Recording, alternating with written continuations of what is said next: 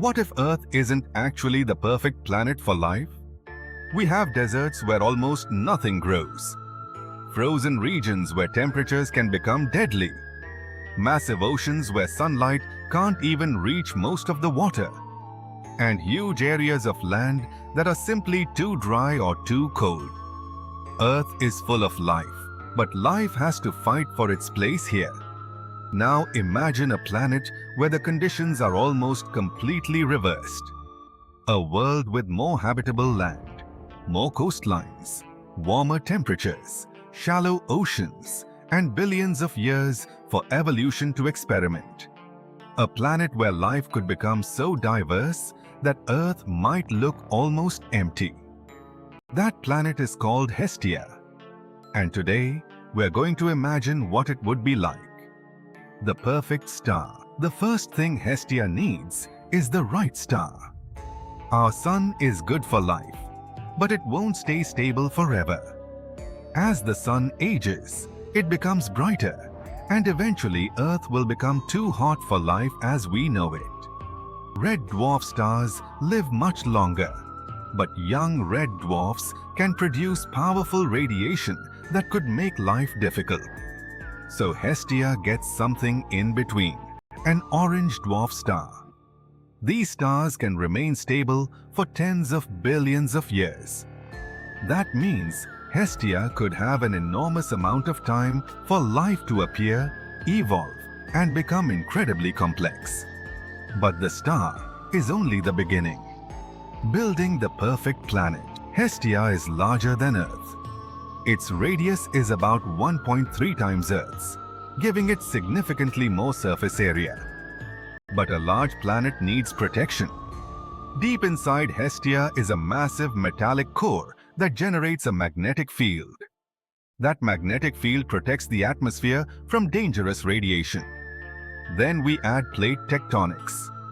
The planet's surface is constantly moving and recycling materials. This helps regulate carbon dioxide, brings minerals toward the surface, and creates new environments where life can develop. Now, Hestia has protection. It has geological activity. It has a stable star. But we still have one major problem: land. A planet without huge deserts. Earth has enormous continents, and the middle of those continents can be incredibly dry. So Hestia takes a different approach.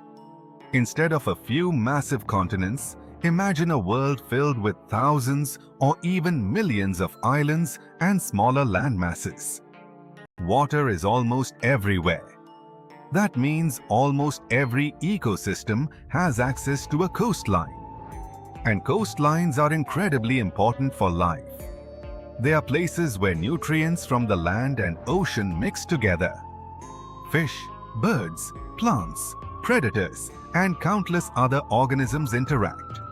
Now imagine multiplying those environments across an entire planet. Hestia becomes a giant collection of ecological experiments. Every island can develop its own species. Every isolated environment gives evolution another opportunity to create something new. A warmer world. Hestia is also warmer than Earth.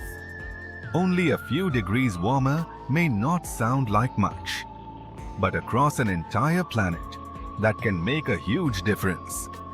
Tropical forests become much more widespread, and tropical ecosystems are incredibly productive.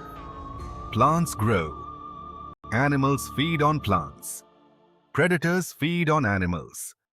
Fungi and microorganisms break everything down and return nutrients to the environment. Life constantly feeds life. And because Hestia has so many isolated islands, evolution could produce an unbelievable variety of species. One animal arrives on an island. Its population becomes isolated. Thousands, then millions of generations pass. Eventually, it becomes something completely different. Repeat that process again and again, and biodiversity explodes. The sky becomes an ecosystem, but Hestia doesn't just have more life on the ground. Its atmosphere is also much thicker than Earth's, and that changes the possibilities for flight. On Earth, flying requires a huge amount of energy. But in a denser atmosphere, animals can generate more lift with less effort. Over millions of years, evolution could discover flight again and again. Small flying predators, huge gliding animals, bird-like creatures, insect-like giants, and maybe enormous animals that spend most of their lives above the ground. Imagine looking into the sky and realizing that you're not looking at empty space. You're looking at another ecosystem, a world above the world. The oceans of Hestia. Now let's go underwater. Earth's oceans are incredibly deep. Sunlight only reaches a small portion of that depth. Most of the ocean is permanently dark. But Hestia could have something very different: shallow oceans. Much of the seafloor could remain within the sunlight zone. That means photosynthetic organisms could thrive across enormous areas. And when you have more sunlight, you can have more food. And when you have more food, you can support more life. Imagine enormous coral ecosystems stretching for thousands of kilometers. Massive algae and kelp forests. Strange fish-like animals. Armored predators. Huge colonies of organisms competing for space.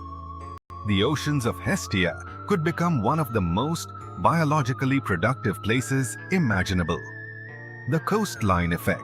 And then there is one of the most important features of all, the coastline. Where land meets water, two ecosystems collide.